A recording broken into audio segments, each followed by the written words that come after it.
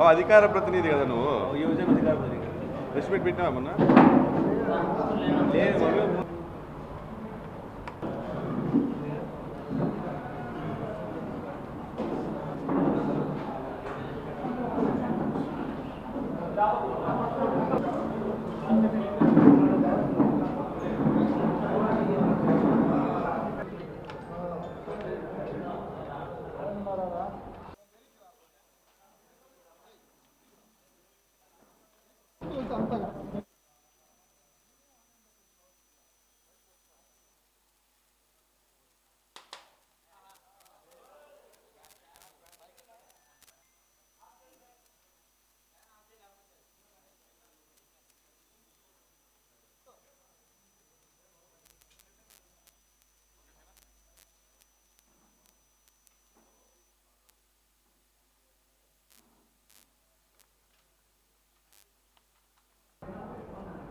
గత సంవత్సర కాలంగా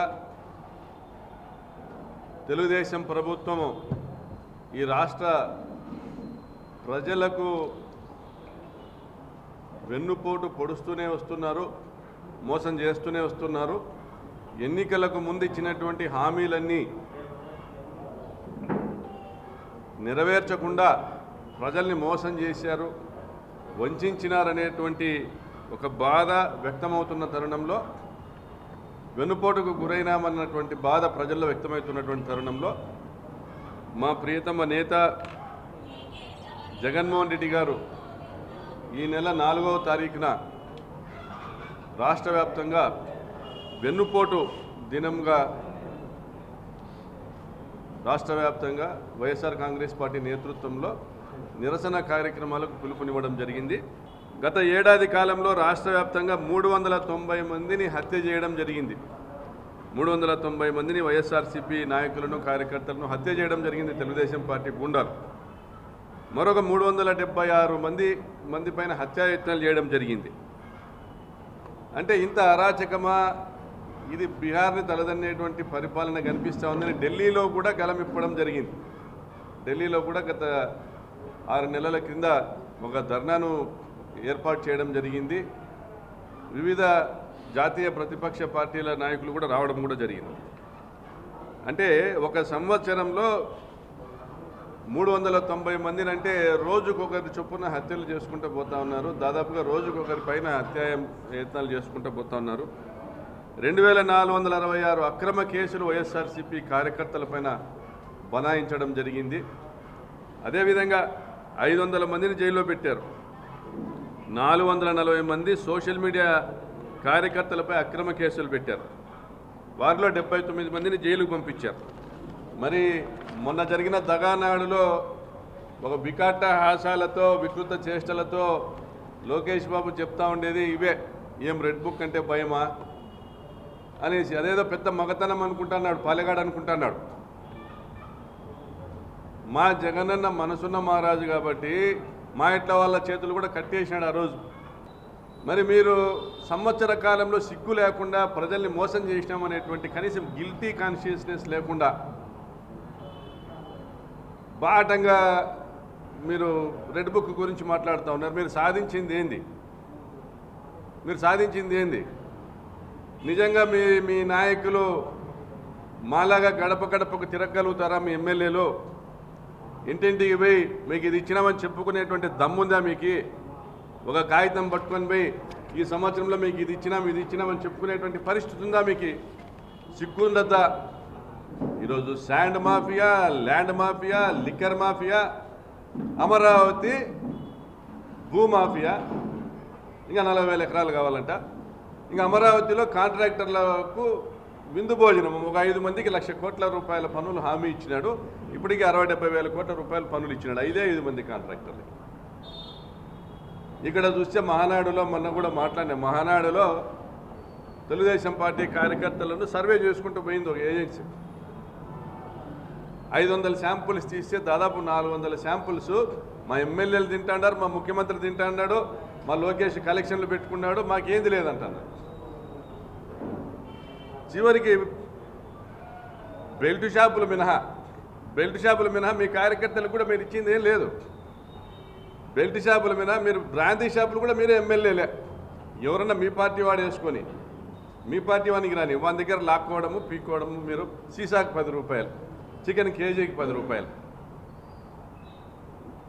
వైన్ షాపుల్లో సీసాకు 10 రూపాయలు కమిషన్లు. రాష్ట్ర వ్యాప్తంగా మట్టి అడ్డగోలు దోపిడీ, ఇసుక అడ్డగోలు దోపిడీ. మరి మీరు మీ ప్రజల కళ్ళ ముందర మీరు ఇంత దుర్మార్గంగా వ్యవస్థల్ని ఉపయోగించుకొని దోపిడీలు చేస్తానని ప్రజలకు కనపడతా వాళ్ళ జేబులకు మీరు చిల్లులు పెట్టి మీ జేబులు నింపుకుంటా అంటే ఇంతకంటే వెన్నుపోటు ఏముంటుందని ప్రజలు చర్చించుకుంటున్నారు ఈరోజు. మరి అటువంటి పరిస్థితుల్లో మీరు రెడ్ బుక్ రాజ్యాంగము మా మాజీ మంత్రులకు, మా శాసనసభ్యులకి, మా కార్యకర్తల వరకే పరిమితంగా ఐఏఎస్లు ఐపీఎస్లను కూడా మీ రెడ్ బుక్ రాజ్యాంగం వదలలే. ఈ సంవత్సర కాలంలో దొంగలే దొంగ దొంగ అంటున్నారు. దొంగతనాలు మీరు చేస్తున్నారు, దోపిడీ మీరు చేస్తూ ఉన్నారు. ప్రజలకు మేలు చేసిన జగనన్న అయ్యో మేము అన్యాయం చేసుకున్నామని ప్రజలు బాధపడుతున్న తరుణంలో జగనన్న మీద కేసులు పెట్టాలని ప్రచారం చేస్తారు. నిజంగా జగనన్నను మీరు ఆయన మీద కేసులు పెట్టి మీరు ప్రజల్లోకి పోగలుగుతారా? తిప్పలాడించి కొడతారు మిమ్మల్ని. ఆ తరుణము ఎంతో దూరం లేదు. మరి ఆ రోజు ఇదే చంద్రబాబు నాయుడు 4 రూపాయల 60 పైసలకి పవర్ పర్చేజ్ అగ్రిమెంట్లు చేస్తే జగన్మోహన్ రెడ్డి గారు వచ్చినాక అవి రద్దుపరిచినారు. జగన్మోహన్ రెడ్డి గారు స్వయంగా పవర్ ప్రాజెక్ట్స్ నడిపినటువంటి వ్యక్తిగా, ఒక పారిశ్రామికవేత్తగా ఇంత అవసరం లేదు, 2.5 రూపాయి అనేది మంచి రేటు, అక్కడికి కూడా 20 పైసలు లాభం వస్తుంది ఆ సంస్థలకి అని 2 రూపాయల 49 పైసలు ఫిక్స్ చేసి పవర్ పర్చేజ్ అగ్రిమెంట్స్ చేసినారు. ఆడబిడ్డ అనేది 1500 ఎక్కడ బా? ఆడబిడ్డలను అన్యాయం చేస్తుంది. ఆడబిడ్డలను అన్యాయం చేసిన వాళ్ళ ఉసురు తగలదా మీకు? వచ్చేటువంటి ఆసరా బాయ, వచ్చేటువంటి అమ్మఒడి బాయ, వచ్చేటువంటి చేయూత బాయ, 0 వడ్డీ అన్నీ బాయ. మిమ్మల్ని నమ్మితే గొంతు కోసినారు ఆడబిడ్డలందరూ. మరి రైతు భరోసా, రైతులు పంటలు వేసుకోవడానికి భయపడుతున్నారు. 20 లక్షల ఉద్యోగాలు అంటివి ఇంతవరకు 1 రూపాయి తీసుకురాలి. డావోస్ పోయినా, యాడీ పోయినా ఉత్త చేతులు ఎనికి రావడం తప్ప, ఫ్లైట్ల ఖర్చులు, ఫ్లైట్ ఛార్జీలు, మీ ఖర్చులు తప్ప ఏం ఉపయోగం లేదు. రాష్ట్రానికి నష్టం తప్ప మీ వల్ల. మిమ్మల్ని నమ్మి ఎవరు పెట్టుబడులు పెట్టే పరిస్థితి లేదు. అమరావతికి కూడా ఎవరు పెట్టుబడులు పెట్టేకి రావడం లే. దాన్ని కూడా మళ్ళీ జగనన్న మీరు చెప్తారు, మళ్ళీ జగన్ వస్తాడేమని భయపడుతున్నారు, పెట్టుబడులకు రావడం లేదు. అరే మీరు చెప్పిన తప్పుడు కూతలన్నీ నమ్మినారు పారిశ్రామికవేత్తలు, వివిధ దేశాల కంపెనీలందరూ కూడా. మీరు ఏదో చేస్తారని ఇక్కడ మీరు మోసం చేస్తున్నారు ప్రజలనేది గమనించి మీరు రారనే శాశ్వతంగా నిర్ణయించుకున్నారు. కాబట్టి ఏ కంపెనీలు రావడంలే. ఇంకా మరి నువ్వు చేసిండేది ఏమి? ఎవరికి మేలు చేసినావా? నీ కొడుకు మేలు చేసినావు. మంత్రులందరూ నీ కొడుకు కాడికి పోవాలా, ఐఏఎస్లంతా నీ కొడుకు కాడికి పోవాలా. మళ్ళీ పవన్ కళ్యాణ్ కూడా మోసం చేసినావు, డమ్మింగ్ చేసినావు. ఆయన 15 ఏళ్ళు నువ్వే అంటూనే ఉన్నాడు. ఆయన కాపులను మోసం చేసినాడు. కాపులకు ఆయన వెన్నుపోటు పొడిచినాడు. కాపులకు పవన్ కళ్యాణ్ వెన్నుపోటు పొడిచినాడు. పవన్ కళ్యాణ్ ఫ్యాన్స్కి ఆయన వెన్నుపోటు పొడిచినాడు. మీరు పవన్ కళ్యాణ్కి వెన్నుపోటు పొడిచినారు, ప్రజలకు వెన్నుపోటు పొడిచినారు. శాశ్వతంగా సమాధి అయ్యేదానికి సిద్ధంగా ఉండండి. ఎంత దుర్మార్గం అంటే, జగనన్న లింగమయ్య హత్య సందర్భంగా కుటుంబాన్ని పరామర్శించేకి వస్తే హెలికాప్టర్ మీదకి జనం వచ్చినారు. ఎందుకు? మీ బందోబస్తు విఫలం కావడం, మీరు చేతులు ఎత్తినారు. హెలికాప్టర్ ఆడ కనపడతానే పోలీసులు ఎన్నికి వెళ్ళిపోయినారు. ప్లాన్డ్గా చేసినారు. జగన్మోహన్ రెడ్డి గారి భద్రతకు మీరు ఎక్కడ కూడా కట్టుదిట్టమైన చర్యలు చేయలే. సంఖ్య పెట్టినారు జనము. మీరు 1200 మంది పోలీసులు పెట్టినారు. ఎక్కడ పెట్టినారు? రోడ్లలో ఆపడానికి పెట్టినారు మా జనం వచ్చేవాళ్ళని. హెలికాప్టర్ చుట్టూ 34 మంది ఉన్నారు. వాళ్ళని జనాల్ని కంట్రోల్ చేయమని మాకు మైక్ ఇచ్చినారు. మేమే మైక్ తీసుకొని జనాల్ని కంట్రోల్ చేసుకుంటూ వచ్చినాం. ఆడ హెలికాప్టర్ కనపడితేనే పోలీసులు అంతా ఎన్నికి వెళ్ళిపోయినారు రోడ్డు మీద. 10 నిమిషాలు రాలే, జనం వచ్చేసినారు. దాన్ని చూపించి మళ్ళీ ఆ జనాన్ని మేము తోలేమని మా మీద అక్రమ కేసులు. జగన్మోహన్ రెడ్డి గారి హత్యకు కుట్ర చేసినారు. ఆడ ఆ తిరుగుతానే ఫ్యాన్ రెక్కలకి ఎవరు చేయి తగిలినా కూడా మొత్తం బ్లాస్ట్ అయ్యి 100 మంది పోయేటువంటి పరిస్థితి, ఒక దుర్మార్గమైనటువంటి పరిస్థితి. ఇంత దుర్మార్గంగా వ్యవహరిస్తున్నటువంటి ఈ ప్రభుత్వం, ఆ హెలికాప్టర్ దిగనేమని ఒక ఆమె, ఎట్లా దిగుతారో చూస్తాం, ఎట్లా పోతారో, వచ్చినట్లు ఉండాలా పోయినట్టు ఉండాలి. మీరు రాజ్యాంగమా, మీరు జాగీరా? ఇళ్ళలోకి దూరి కొట్టించుకునే రోజులు మాత్రం దగ్గరలో ఉన్నాయి. అవి మాత్రం గుర్తుపెట్టుకోండి. తెలుగుదేశం పార్టీ నాయకులు అందరూ చెప్తున్నారు, నోటికి వచ్చినట్టు మాట్లాడుతున్నారు. ఎక్కడ కూడా మా మండల కార్యాలయంలో జగనన్న ఫోటో ఉండకూడదు, మా ఎంపీపీల ఆఫీసుల్లో, మా జెడ్పీ చైర్మన్ ఆఫీసులో జగనన్న ఫోటో ఉండకూడదు. జగనన్న ఫోటో చూసే ఉచ్చలు పోసుకుంటున్నారే మీరు? జగనన్న సైనికులు రేపు కవాతు జరుపుతారు. 2029 ఎన్నికల్లో నిలబెట్టుకోవడానికి అభ్యర్థులు కూడా ఉండరు. కాబట్టి ఇటువంటి దుర్మార్గపు వ్యవస్థ పైన మనం తిరగబడాల్సిన సమయం ఆసన్నమైంది. రాప్తాడు నియోజకవర్గంలో రైతులకు వెన్నుపోటు పొడిచినారు హంద్రిని కాలువ లైనింగ్ ద్వారా, శాంతి భద్రతలకు వెన్నుపోటు పొడిచినారు హత్యలు చేస్తా. రాప్తాడులో ఇద్దరిని చంపినారు, అక్కడ రామగిరిలో పాపిరెడ్డిపల్లి ఒకరిని చంపినారు. అనేక మంది మీద అక్రమ కేసులు, దాదాపుగా 350 మంది మీద అక్రమ కేసులు పెట్టినారు రాప్తాడు నియోజకవర్గంలో. ఒక హెలికాప్టర్ కేసులోనే ఇప్పుడు 100-120 మంది ఇప్పుడు కూడా ఫోన్లు చేసి పిలుస్తున్నారు పోలీసులు, రాండి నోటీసులు తీసుకుపోదురండి. ప్రతి ఒక్క కార్యకర్త కూడా ఒక బుక్ రాసుకుంటున్నాడు, దాంట్లో మీ చరిత్రలన్నీ రాసుకుంటున్నాడు. సమాధానం చెప్పుకునేటువంటి పరిస్థితి కూడా మీకు ఉండదని తెలియజేస్తాం. ప్రజలతో పార్టీ ఉండాలా, ప్రజలతో నాయకత్వం ఉండాలా, క్యాడర్ ఉండాలా. ప్రజలకు వెన్నుపోటు పడిచినటువంటి తెలుగుదేశం పార్టీతో ఎవరు కొనసాగినా, ఎవరు లోపాయికార ఒప్పందాలు చేసుకున్నా తక్షణమే చర్యలు తీసుకోబడతాయి.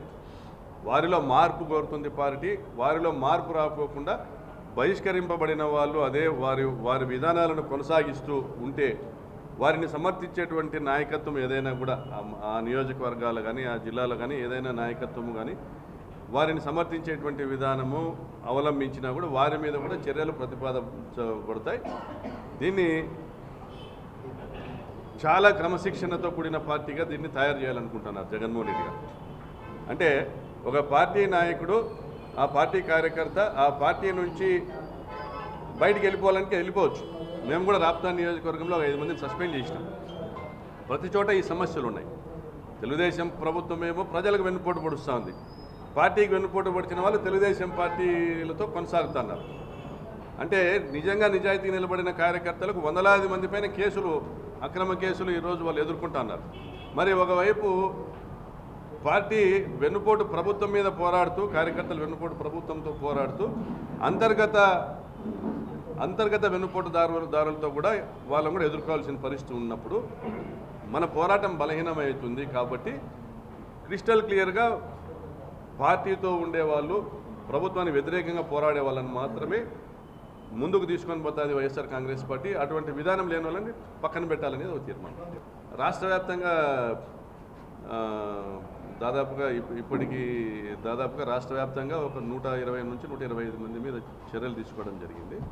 రాష్ట్ర వ్యాప్తంగా రాప్తాడు నియోజకవర్గంలో 5 మందిని సస్పెండ్ చేయడం జరిగింది. వారి చర్యలు అన్నీ కూడా పార్టీ గమనిస్తూ ఉంటుంది. క్రమశిక్షణ కమిటీ సభ్యునిగా వారిలో ఎవరిదైనా మార్పు వస్తే వాళ్ళను మళ్ళీ పార్టీలోకి తీసుకోవాలనేసి నేను ఒకరిద్దరు గురించి లేఖ కూడా రాయడం జరిగింది. ఇంకా కొంతమంది వారి పద్ధతులు మారలేదు, సో వాళ్ళను శాశ్వతంగా బహిష్కరించాలనేసి ఒక ఇద్దరిని శాశ్వతంగా బహిష్కరించాలని